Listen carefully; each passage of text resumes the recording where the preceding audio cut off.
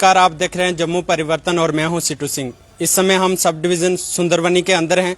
हमारे साथ खास बातचीत करने के लिए मौजूद हैं पूर्व मंत्री जुल्फकार चौधरी जी। उनसे जानने की कोशिश करेंगे। हाल ही उन्होंने अपनी पार्टी ज्वाइन की है और सुंदरबनी के अंदर भी एक जाने माने नेता भूषण उपुल जी ने भी अपनी पार्टी ज्वाइन की है। उनसे जानने की कोशिश करेंगे कि पार्टी की किस तरीके की रणनीतियां रहेंगी और सुंदरबनी में किस तरीके से वो अपने कार्यकर्ताओं के साथ काम को पार्टी को लेकर आगे बढ़ेंगे। जम्मू परिवर्तन में आपका स्वागत है। बहुत देर के बाद आज आप सुंदरबनी के अंदर पहुंचे हैं। हाल ही में भूषण जी ने अपनी पार्टी ज्वाइन की है, लेकिन किस तरीके से आप देखते हैं कि पार्टी का जो कैरियर है, जो आपके कार्यकर्ता हैं, जहां पर नई पार्टी अभी उठी है, किस तरीके से देखते हैं कि कार्यकर्ताओं को किस तरीके से आप जोड़ेंगे? आपका शुक्रिया। बेसिकली हमारी नई पॉलिटिकल पार्टी है, कोई बड़ी पुरानी पॉलिटिकल पार्टी नहीं है। 5 अगस्त 2019 के बाद हमने पहली बार इस पार्टी को फॉर्म किया था 2020 में, और 2 साल पुरानी पार्टी है। और अभी हमारा एक्सपेंशन का प्रोग्राम है। पहले 1 साल में कोविड की वजह से हम निकल नहीं सके, और अभी हमने एक्टिविटी रिसेंटली स्टार्ट किया है और हमें मैसिव सपोर्ट मिल रहा है across the Jammu and Kashmir, चाहे वो राजौरी हो, पुंछ हो, वैली हो। आप देख रहे हैं हमारे बड़े बड़े प्रोग्राम जो हैं, लोग बड़े जोक दरजोक हमारी पार्टी में शामिल होते आ रहे हैं। हाल ही में हमारे यहाँ से भूषण उपुल जी जो सरपंच भी हैं और एक प्रोमिनेंट पर्सनैलिटी हैं इस इलाका के, जिनका तल्लक 63 से है, बहुत अनुभवी पॉलिटिशियन हैं। इनको बड़ा एक वास्ट पॉलिटिकल एक्सपीरियंस है। इन्होंने हमारे साथ ज्वाइन किया है और हमारी पार्टी ने इस बात का निर्णय लिया जिसने जब ज्वाइन किया कि हमारे आने वाले चुनाव के लिए, जो हमारा असेंबली का जब भी चुनाव होता है, इस साल में होगा या अगले साल की शुरुआत में होगा, भूषण उपुल जी हमारी पार्टी के जो हैं वो कैंडिडेट होंगे कालाकोट सुंदरबनी कॉन्स्टिट्यूंसी के। और इनका एक एक्सपेंशन प्रोग्राम जो चल रहा है, कल भी आपने देखा कि यहाँ सुंदरबनी में एक वर्कर मीटिंग रखी थी, वो जलसे की शक्ल में बदल गई। आज हमारे साथ राजकुमार शर्मा जी, राजू जी, जो मेरे से बड़े करीबी मित्र हैं और बड़े अरसे से हमारे साथ पीडीपी में जुड़े रहे, और आज उन्होंने भी पार्टी ज्वाइन की और हमने यही निर्णय लिया है कि हम इनको सुंदरबनी के लिए ब्लॉक प्रेसिडेंट जो है वो अपॉइंट करते हैं और पार्टी आगे चलेगी। और हमारी पार्टी की जो पॉलिसीज़ के बारे में आपने बात की, हमारी पार्टी की पॉलिसीज़ बड़ी स्पष्ट पॉलिसीज़ हैं, प्रो पीपल पॉलिसी हैं। हमारा कहना है कि जम्मू कश्मीर के लोगों के जो मसाइल हैं, इनके जो राइट्स हैं, उनको प्रोटेक्ट करना है। जम्मू कश्मीर के लिए पूर्ण राज्य का दर्जा प्राप्त करना हमारी प्रायोरिटी है। इसके अलावा जम्मू कश्मीर की जो नौकरियां हैं, उन नौकरियों पे जम्मू कश्मीर के निवासियों के जो है अधिकार होना चाहिए, ना कि बाहर से आके लोग, हमारे नौजवान यहाँ ऑलरेडी फ्रस्ट्रेशन में हैं, बेरोज़गारी में हैं, उनके रोज़गार जो हैं वो बाहर के लोगों को ना मिले। यहाँ की जो ज़मीनें हैं ये जम्मू कश्मीर के लोगों के पास रहें। यहाँ पे जो एक लोगों के और बिजली का मसला है, यहाँ आप जब भी कोई सभा करते हैं, लोग बड़े बड़े बिजली के बिल लेके आते हैं। गरीब लोग हैं, कोई सोर्स ऑफ इनकम नहीं है। तो हमारी पार्टी ने एक फैसला किया है कि हम 500 यूनिट जो है, अगर हमें लोग चुन के सत्ता में लाते हैं तो हम 500 यूनिट बिजली के फ्री देंगे, समर्स में जम्मू में और विंटर्स में कश्मीर में। इसी तरीके से जो पेंशन्स के लिए है, विडो, ऑर्फन्स, डेस्टिट्यूट्स और ओल्ड एज, 1000 अभी मिलता है, उसको बढ़ा के हम 5000 करेंगे। इसके अलावा हम फ्री 4 सिलेंडर साल में देंगे लोगों को। उज्ज्वला स्कीम मैंने ही यहाँ जम्मू कश्मीर में लॉन्च की थी जब मैं फूड एंड सप्लाईज का मिनिस्टर था। मैंने उज्ज्वला स्कीम में घर घर सिलेंडर उस वक्त पहुँचाए थे, लेकिन उस वक्त 400 में सिलेंडर भरा जाता था, लेकिन आज 1100 में सिलेंडर भरा जा रहा है। तो लोगों की कमर टूटती है इस महंगाई में। तो हमने ये निर्णय लिया है कि हम 4 सिलेंडर जो है हर घर को फ्री ऑफ कॉस्ट जो है वो स्टेट प्रोवाइड करेगी और लोगों के लिए एम्प्लॉयमेंट एवेन्यू जो है वो क्रिएट करेगी। युवा सड़कों पर है, डेली बेसिस सड़कों पर है, आशा वर्कर सड़कों पर हैं, आखिर किस तरीके से अपनी पार्टी उनके साथ खड़ी है और अपनी पार्टी अगर सत्ता में आती है तो क्या उनके लिए इनिशिएटिव होगा? देखिए, एक बात कही गई थी 5 अगस्त 2019 को कि धारा 370 टूटने के बाद जो है वो जम्मू कश्मीर बहुत खुशहाली की तरफ बढ़ जाएगा, लेकिन खुशहाली की तरफ तो बढ़ता हुआ नजर नहीं आ रहा।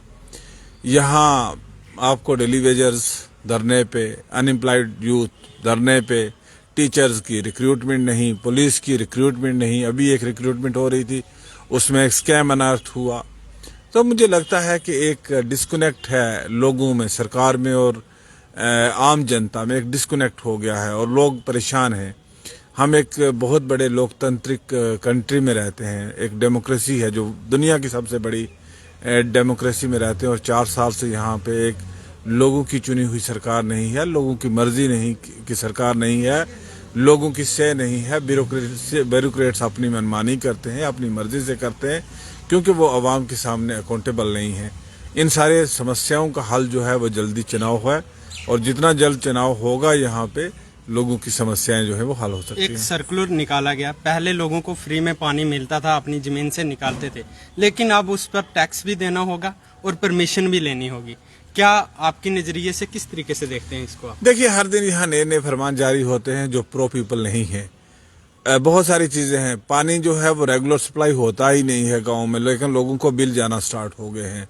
बिजली महीनों बंद रहती है, लेकिन लोगों को बड़े बड़े बिल आते हैं। मीटर कोई लगे नहीं है, 100% मीटरिंग हुई नहीं है इलाकों में, लोगों को बड़े लंबे चौड़े बिल जाते हैं। तो हमारा यही कहना है कि जो जनता की समस्याएं हैं वो जनता की चुनी हुई सरकार ही हल कर सकती है, ना कि ये जो एक सिस्टम जो इस वक्त यहाँ पे चल रहा है वो जनता से टोटल डिस्कनेक्ट है। और मैं क्या समझता हूँ कि लोगों की अगर समस्याओं का समाधान हमने ढूंढना है तो हमें जल्द अज जल्द यहाँ पे चुनाव होने चाहिए, और जिस पार्टी को लोग चाहेंगे, यहाँ की जनता चाहेगी, चाहे बीजेपी को ही चाहे, चाहे एनसी को चाहे, अपनी पार्टी को चाहे, किसी जमात को चाहे, हमें उससे कोई गरज नहीं है। लेकिन हमारा इतना कंसर्न है कि एटलीस्ट लोगों का जो चुना हुआ नुमाइंदा होगा उसको ये एहसास होगा कि मैंने फिर से लोगों के बीच में जाना है, मेरी जवाबदेही लोगों के बीच में है। और अगर मैं लोगों के बीच में लोगों के काम नहीं करूंगा, उनकी समस्याओं को हल नहीं करूंगा, तो मैं जो है फिर से लोगों के बीच में जाने के काबिल नहीं।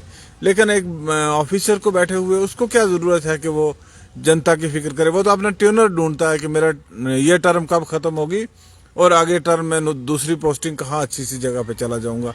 इसके अलावा तो उनकी प्रायोरिटी नहीं होती। शुक्रिया, थैंक यू। भूषण जी, आज यहाँ पर चौधरी जुल्फकार साहब पहुंचे, किस तरीके का आश्वासन आपको दिया उन्होंने कि जनता की उम्मीदों पर कितना खरा उतरेंगे आप? शुक्रिया सीटू जी। बेसिकली जुल्फकार साहब का रजौरी का टूर था।